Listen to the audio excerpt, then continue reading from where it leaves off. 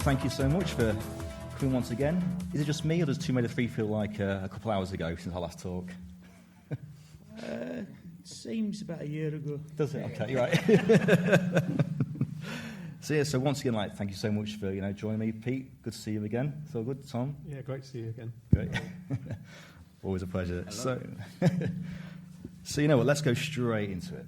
So, Tomb Raider 4, January 1999. What do you first remember of Tomb Raider 4 during that time? Well, I think you mentioned Grundy's, didn't you? Did you? So Grundy is the pub over the road from Core Design. Did we start formulating concepts for it over there, or? I think probably it's the beginning of that, for sure. I think a lot of what we're talking about is how we're going to make a linear game again rather than the sort of non-linear Tomb Raider 3. Right, okay. So a story that would tie it all together. Yeah. So I think Jez basically told us that we'd started putting together the ideas that we had for 5 that we were going to use for 4. So we had the island level, and I think we were sort of discussing what became 5, and Jeremy Heath-Smith basically said, "You're doing Egypt." And he was quite right in a way, because I think the Tomb Raider fans, you guys wanted to see Lara in Tombs again, as opposed to London, perhaps. But yeah. Okay, so Egypt was just decided really early on during Grundy's.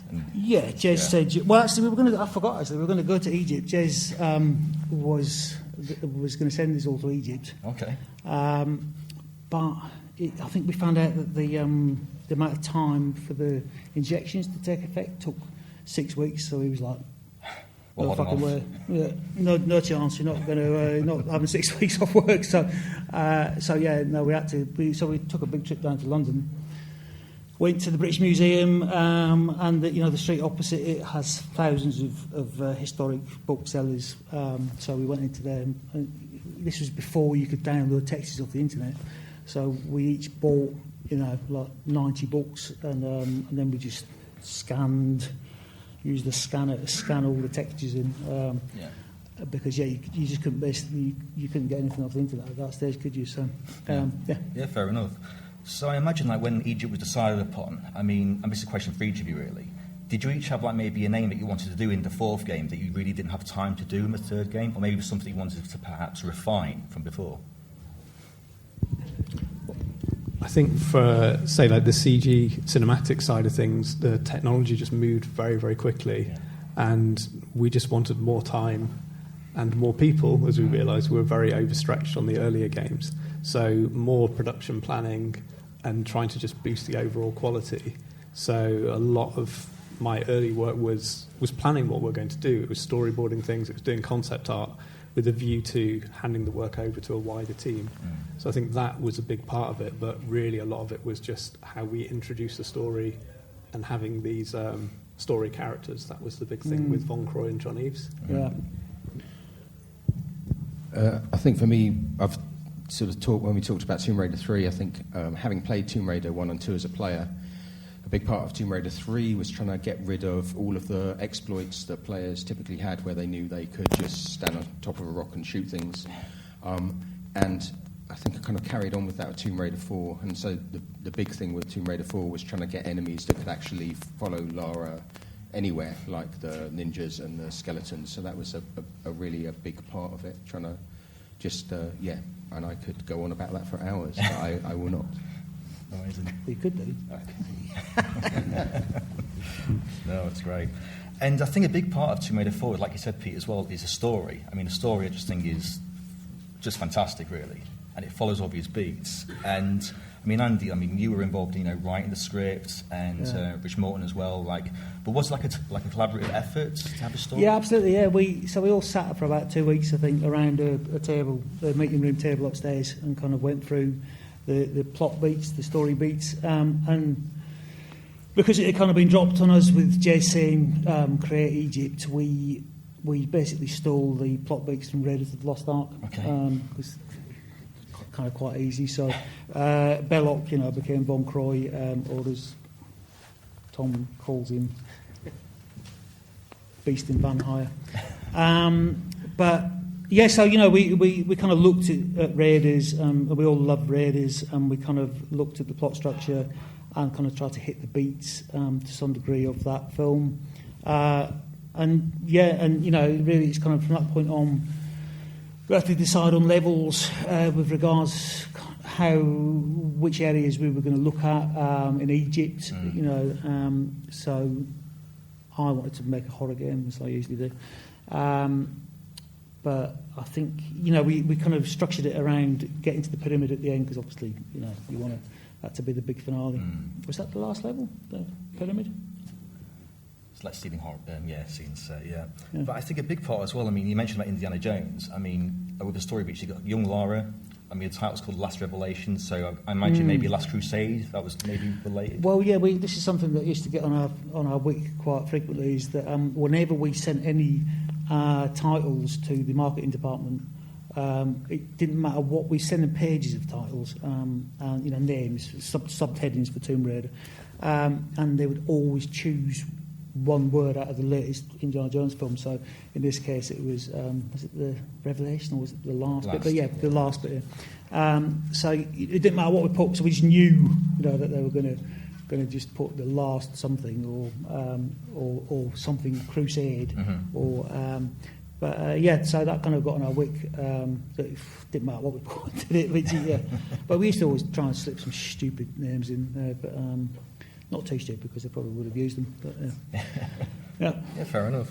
And I think just following on that, Pete, you said about the FMV, and there's a big part of the story as well. And there's a lot of FMV compared to Tomb Raider 3 this time. And really, was that on purpose? Was that more of a focus on the story through FMVs and kind of seeing how the story went?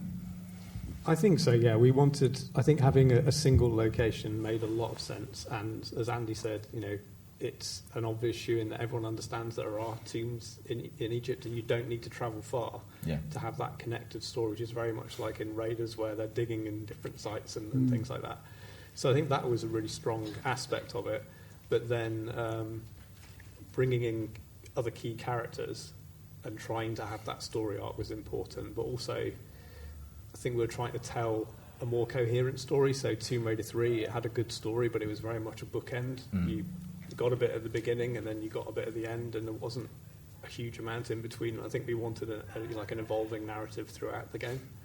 And you've got plenty of Tomb Raider, like Tomb Raider 1 style, like the flashback to Atlantis. We had flashbacks and things like that, and I think that was an important part of it. And certainly when we did the voice acting as well as getting the voices of Set and things like that, was a really cool part of it as well. Definitely. No, definitely. And I imagine as well, because, it was a slightly different team this time as well, because, Nathan McCree wasn't doing the music anymore, and Janelle was voicing Lara this time. So imagine as well, but it's kind of almost like a different feel as well, like making Tomb Raider 4, like compared to 3, in a sense. Yeah, I think we always thought Tomb Raider 4 was our best Tomb Raider, we all kind of knew what we were doing. In a way, it's kind of nice that Jez took the responsibility of the where we were setting it away from us, because then we had to really focus on researching. So my research involved lots of stupid books by Graham Hancock and other sort of pseudo scientific writers about aliens spawning. The people that made the pyramids and what have you, which is very important for a Tomb Raider game to have at least some sort of stupid backstory to it. So, that was my research on holiday, was, just reading through kind of weird books about Egyptian mythology. But we did get Kieran on board, who, I don't know if you want to talk about that a bit, Tom? Just that before going to work at Core on Tomb Raider, I taught at Nottingham University, and one of my best friend there was a guy called Kieran O'Hara, who's kind of a serious academic working in AI, but also an Egyptologist. So basically, it was when we started doing this storyline about Egypt, I sort of said to him, can you help out with this, come up with some ideas, or make sure we're doing things which are kind of, authentic as much as they can be. And he helped with some of the early drafts of the story. And as Andy said, at one stage in the first draft, Von Croy was known as Beeston Van Hire, which is a joke that only really works if you live in Nottingham. So Kieran helped out with that early on, so it was kind of nice to get his involvement in there. And the funny thing is even though he is still serious academic and writer, people go up to him in conferences, and the thing he is best known for is having worked on the Tomb Raider 4 story. Yeah. Yeah. No, that's great. And of course, I can't really talk about the story unless, mentioning the ending. Spoilers for anyone who hasn't played Tomb Raider 4. But Lara does become trapped of sorts, at the end of the game. So, was that always the plan with Tomb Raider 4 at Grundy's in January, or how did that come I think about? we did it. We did it in the meetings with regards. We thought it was funny. We were just really irritated with looking at Lara for 2 years at that point. But it was a team decision, and I think we thought, because really management didn't get too involved with the plots, with the scripts, which is really insane to think about with current game development. But Adrian and Jez wouldn't really read the scripts, and so we knew we'd kind of get away with it until FMV started. So I do remember, I've got a very vague memory of Jez taking us in and shouting at us quite a lot. That was quite a regular occurrence. So it might have all blurred together, but I remember him saying, "What do you think you're doing, you stupid twat?"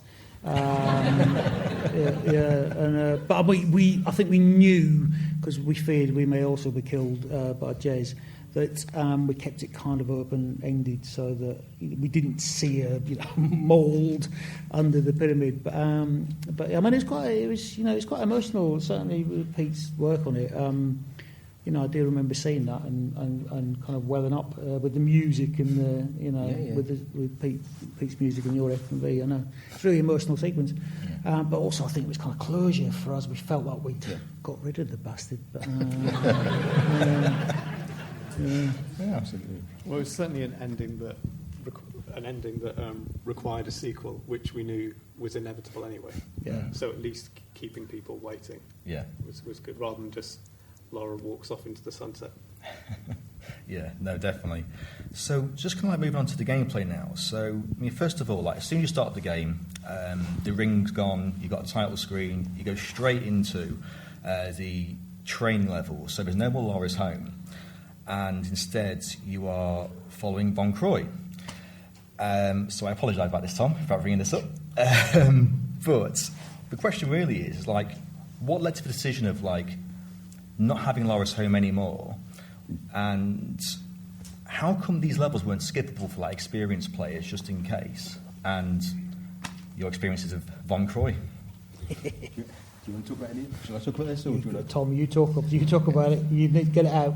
Okay, I'll try. Well, I'll tell you what. I'll talk about them, and you can correct me for bits I go wrong. So, I think we thought that the Tomb Raider 3 Croft Mansion was pretty much as good as we could get, and it felt like that was good, and we didn't need to do that again because just do the same thing again. So also we felt that in actual fact, having Von Croy and young Lara at the beginning gave you that kind of context for later on. So obviously, Von Croy would have no kind of emotional resonance later if you hadn't had that kind of him being your mentor early on.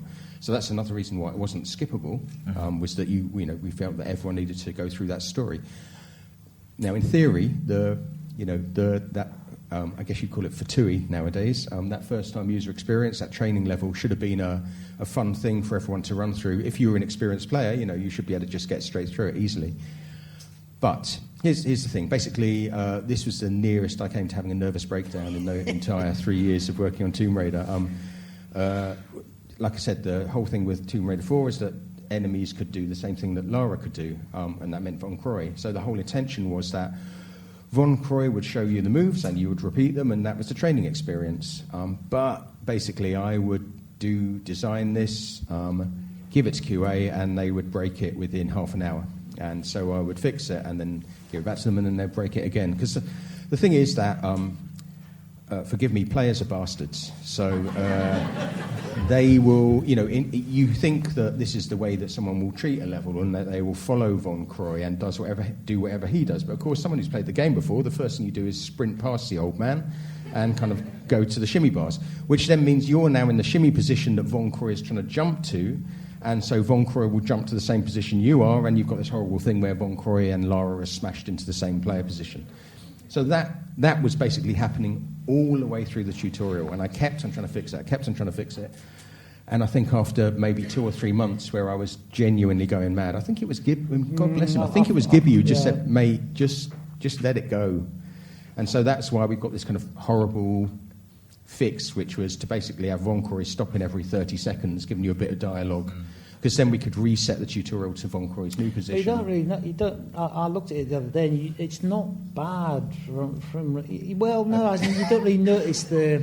It's not quite as jarring as you think it is. Yeah, I mean, I think if you were a new player who was actually kind of doing it as intended, it probably works okay. But if you're an experienced player, I mean, I think it's just incredibly frustrating. I mean, I watched the video before coming here, because I always do that when we do these things, because I've forgotten everything about the game. And I watched a video of it, and I was just like getting PTSD just watching it. So. But anyway, yes, Von Croy. If you want to actually give Tom a nervous breakdown, we need to get Sophia Lee. We saw the cosplay lady earlier, and Von Croy cosplay in the same room. Between and he'll immediately just collapse and die. But no, one of the other reasons we actually did that sequence, which I think we have forgotten, which I just remembered when you were talking, is because obviously we nicked it off the start of the Last Crusade, where we thought young Lara, let's introduce a kind of introductory sequence. So the Raiders films were a big inspiration for us. Yeah. Great. No, that's great. So I imagine, like, maybe compared to Von Croy, like the guide in the other level, how was that like to design? Was that? The guide was, I think, one of the first things I did when we were making Tomb Raider 4. So basically, once I got it was taking some of the stuff we'd done for Area 51, like the guards in the preview in Tomb Raider 3, and using some of those kind of AI instructions to do particular things. And I was actually really proud of that level. I really liked that intro when you're kind of walking down into the caves and he's lighting the way. And I feel it felt quite epic, really nice music. It felt kind of quite epic, that sequence. I mean, again, totally ripped off of the start of Raiders of the Lost Ark, really, with having the guides taking you through down into the caves. But I really genuinely, I loved that level at the start of Tomb 4 after the tutorial levels. But yeah, the guide showing you the way was one of the things I'm quite proud of. Amazing. No, amazing. And Andy, so you were involved in the Cairo levels, yeah, and and it starts with guns blazing, motorbikes as well. So I imagine that was kind of taken from Last Crusade as well, because there is a motorbike sequence too. Yeah, I mean, I haven't actually seen that. I was meant to watch the video, Daryl, but I didn't. So I haven't seen that sequence for years, but I do remember. So I built that entire level around the motorbike, and I was trying to make a haunted city kind of. Because I realised I couldn't. In Cairo, there's a thing called the City of the Dead, which is a massive graveyard which is in sight of the pyramids. So I thought, perfect, this is amazing. But I realised that obviously graveyards aren't usually gigantic cubes, so I couldn't build enough actual static mesh graves because the poly count would have been so enormous it would have stopped the machine immediately. So I thought, right, I'll just have to make it in an empty city. But so basically that whole city was designed around driving that motorbike and doing jumps and such like. And one of the jumps crossed between level loads. So you jumped over a pit and then it loaded the next part of the level. So I can remember saying to Chris, one of our coders, I don't think he's been to one of these, but it's a shame we haven't because you'd enjoy Chris. But anyway, so Chris, I said to Chris, so you need to jump and then we load the other level and then Lara's going to land on the other side. And he said, well, you can't fucking do that. Can't do that. I'm like, what do you mean? It's like the entire levels are based around jumping between these. And he says, no, can't do it. And I was like, can you not try to do it? He's like, no. So went home. Obviously, I probably went to the pub. And just thought, oh Christ, I've got to redesign the whole that Cairo level. Came back in the next morning. He says, I did it. And it's like I think it was a really difficult piece of code, wasn't it? That it's storing the position of an object at that point between levels, and but he just went, yeah, I just did it. But he always used to try and scared the crap out of you. But no, so that was nice that we had such a strong team, as I've said before. Yeah, no, definitely. I think one thing you mentioned actually I want to pick up on is the fact that jumping between levels. I mean, that was something that was new in Tomb Raider, because it wasn't just like you reach the end of a level, you got your statistics, and then you got a loading screen that maybe relates to the location. This time, it was all kind of like going back and forth, almost like a hub. I mean, was that intentional to have a hub of Well, I've sorts? heard that it gives people nightmares, Cairo, I used to be obsessed with backtracking. Okay. I used to think you needed to get your money's worth from a level design perspective, and I think even Pete said downstairs about 10 minutes ago, he said, that's all the bloody backtracking, isn't it? So you're just basically going back over yourself again and again and again. But I mean, one thing that I always did enjoy, and I think I did well, is the mood of the levels. I always think I got a kind of spooky feeling.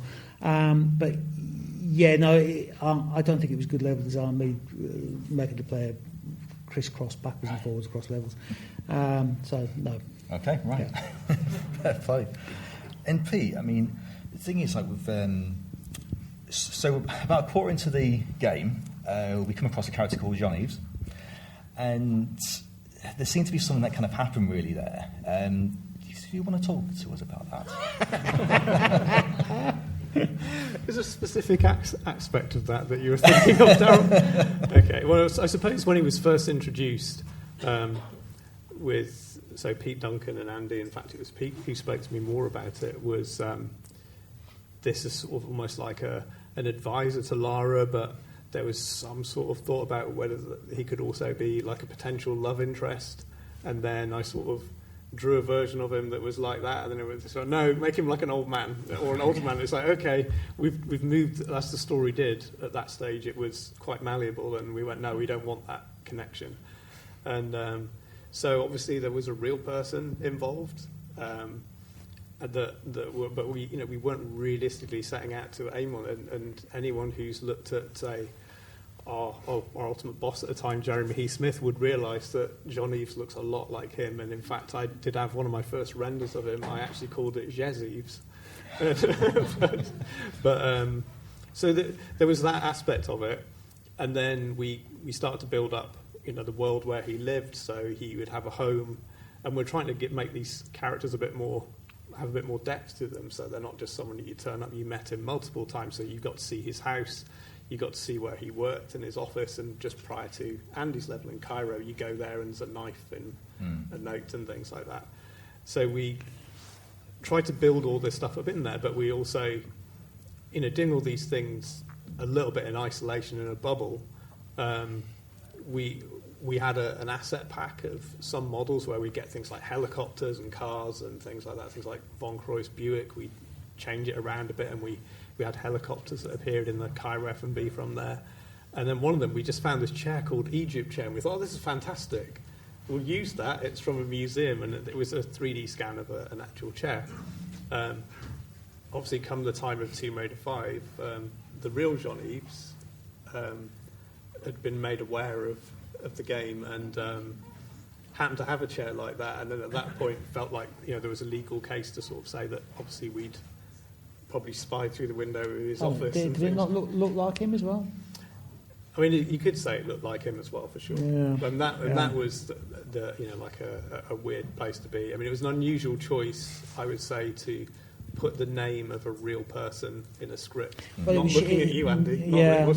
It was John Eves, but he had that was his first names effectively. So he had John Eves Gilmore or something.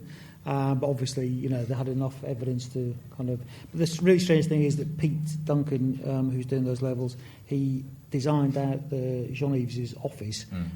He just, and as you say, he made it out of kind of stock static objects, and it looked exactly like John Eves' office. So that was also used in the court case, because he somehow made exactly the same office with the bookcase in the same place, the seat in the same place. I don't know whether he'd subconsciously seen the picture, but that caused a few issues. So yeah. So it was a payoff for John Eves of £62 million. Right. I just made that number up. Yeah, you just made that number up.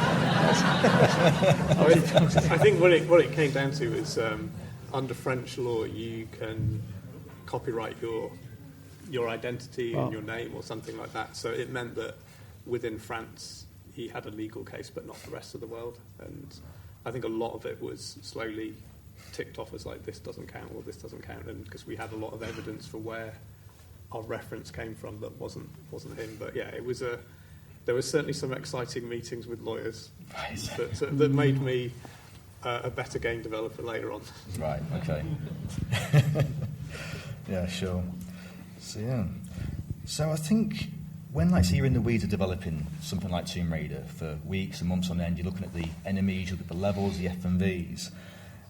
But when eventually you kind of see like the products where it's like set to music or it's set to the voice acting, whether it's like Janelle, whether it's Pete, did like a certain scene perhaps maybe like stick out to each of you when you kind of like heard that for the first time? Was that kind of a moment for you when you thought it was all coming together and you thought, wow, this is like, you know, it's a highlight for me through Tomb Raider 4?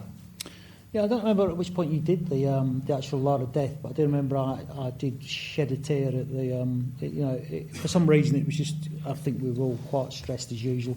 But I don't think was that quite early on, the death sequence? It was very much at the end. It was Dave, was it? Dave Okay. was actually doing that one. Oh, right, okay.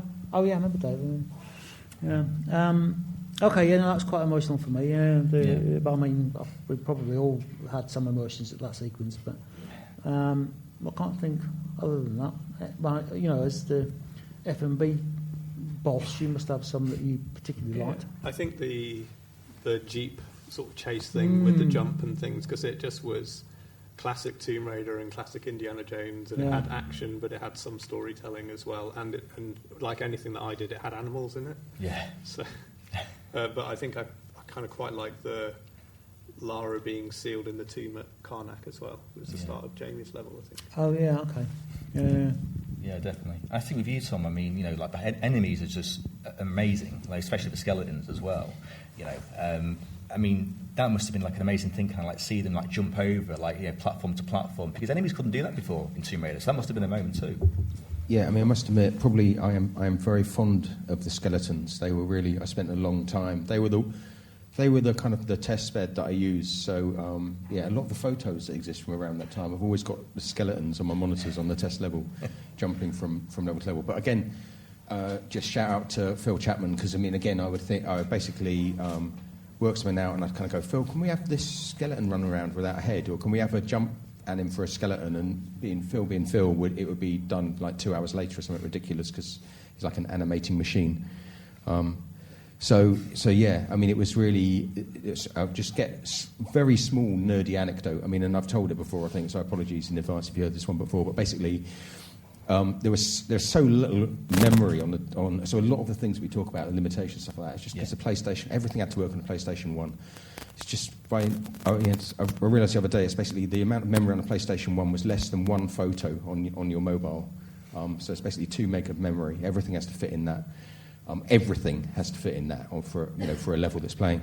So basically the AI structure, there was just no room to do anything new until I found one spare bit, not a byte even, one spare bit in the data structure for how the links were encoded, and that meant I could encode something that was a jump link rather than a normal link between the boxes, which meant that we could have jumping enemies. So that kind of, working that out and that working through, and just the first time that we actually had a level with skeletons running after Lara and jumping. Because again, as a Tomb Raider player, I knew that the thing that would really surprise you is when you would run away from something, be in what you thought was a safe place, and suddenly everything jumps across the gap and is right on your ass. So, that was a really big moment for me. So that was, I was very happy about them. Brilliant. No, brilliant.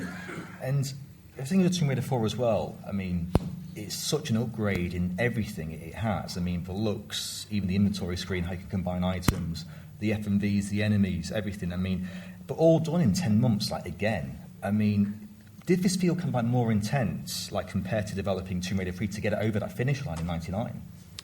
I think so. No? I think Tomb Raider 3, we were trying to put everything in the kitchen sink in it to prove that we could develop a kind of outstanding Tomb Raider game.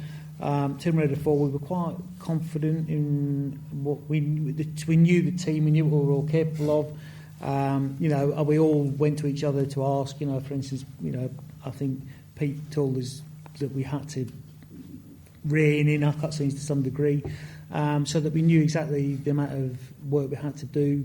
I mean, I don't remember. It's the usual nightmare. I remember we sort of pissed about for 2 months, then worked like maniacs, crunched for 8 months. But yeah, no, I don't remember it being any different. I think it was a bit more professional. As in, I think we were better. Oh, right, yeah. We were better organised at planning and what we were trying to do, I think. I think you were. Thank you. Yeah.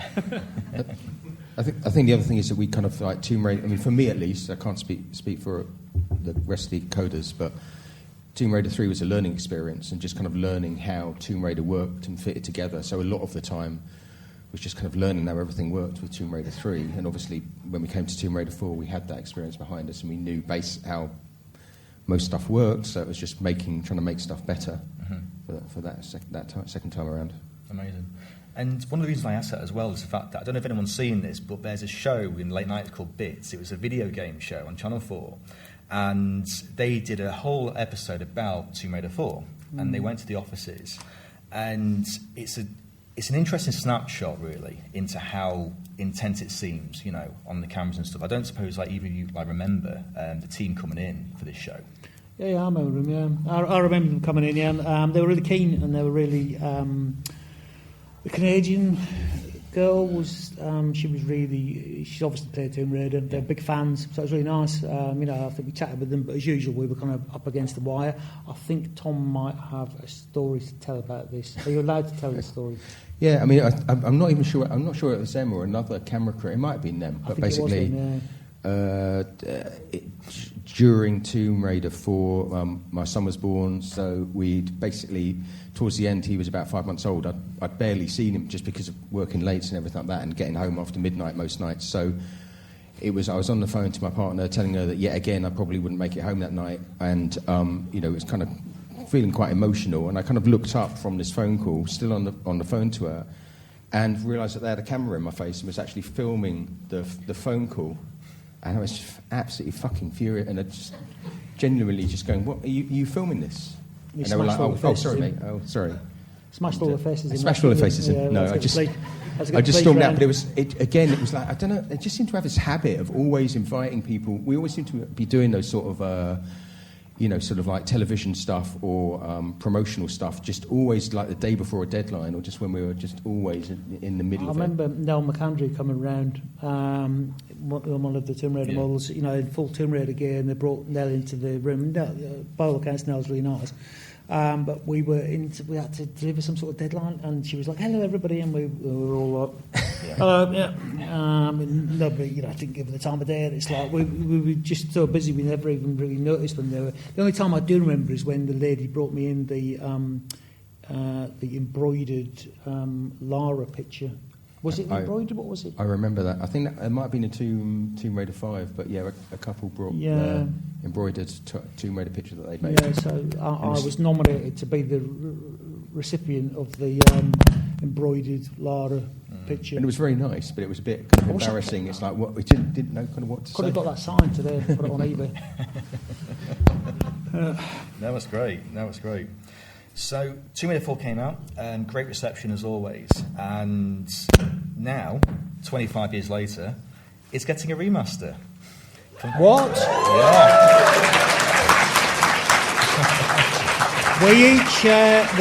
we should probably each get about £1 million royalties out of that. Yep. I believe. Yeah. So, I think the first question is what are each of your thoughts on this? And is there anything you'd like to see improved or changed for this remaster in 4? Do you think about anything?